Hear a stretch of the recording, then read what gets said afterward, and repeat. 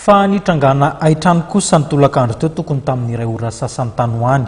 dia ny talata maty court-circuit no nahatonga ny firetana raha ny fanazavana izay noentin'ireo nanatry maso sarotra ihany nefa ny feno zavana izy saika ravany hafa avokoa ny rihana ambony tao amin'ity trano ity nisy nefa ny fanampen'ny fokon'olona izay nisorohana ny fianaky ny afo taorina ny antso dia tazana teny an-toerana ihany koa ny mpamonjy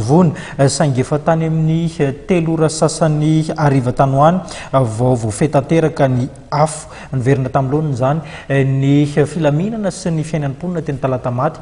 taorianan'izay tranga izay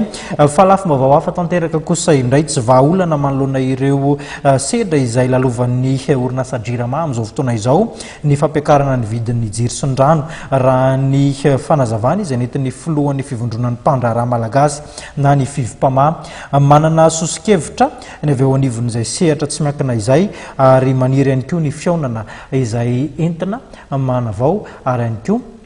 manangana ity orinasa JIRAMA ity.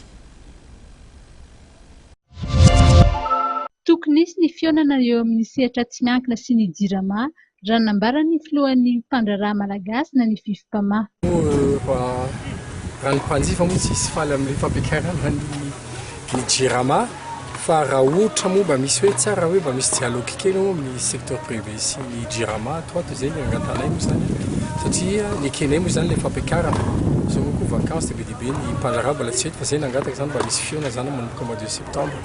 jerena hoe sy dia hoe tsy le fampiakarana fotsiny satria le fampiakarana nge tsy mbola be dia be ny perte ny JIRAMA so dia iny zany atao hoe maimaimpona moa angamba zay zavatra zay hoe vahaolana maimaimpona fa tsara angamba jerevantsika koa inona zavatra tokony tena hoe apetratsika hoe mba misy zavatra maharitra zany le izy fa tsy hoe ampiakarana fotsiny izy fa tsy hany misy izy ary zay fa manana vahaolana koa dia zay no mahatonga hoe mba tianay zany mpandraharaha malagasy mba miara mivory amin'ny comité ny JIRAMA hoe mba miara hoe mba hoe zay mba manana vahaolana koa anaovana ao amin'ny JIRAMA zany mba hoe mba tsara zany mba tsy manao perte intsony le JIRAMA manana vahaolana zay zavatra zay. Anisan'ny olana izay sedrain'ny JIRAMA ny fivarotana fahatsantoka ka tokony jerena ny fomba ampihenana ny sara ny famokarana herinaratra. Zany hoe fanangatanay koa zany ohatra hoe ny fiola zao ny vidin'ny fiola tena hoe lafilafy ny vidin'ny fiola aloha JIRAMA tsara angamba zareo mba misy transparence kely amin'ny vidin'ny fiola ao koa noho ny tsy dia tsara fa hitananay koa le manao le hitanao le zavatra le miasa amin'ny gazole lafo be manko ny gazole karazany tena tsara moa zany na hydraulique iny moa lafo be investissement be na manao thermique amin'le fiola zay no tena tsara koa. Ankoatra ny fampiakarana ny vidin'ny jiro manomboka ny volana Jona moa dia efa namoaka fanambarana ny JIRAMA izay mitatitra ny fanapahan-kevitry ny ORE na ny Office de régulation de l'électricité fa mbola hisy ny fampiakarana ny vidin'ny jiro sy ny rano amin'ny volana Aogositra.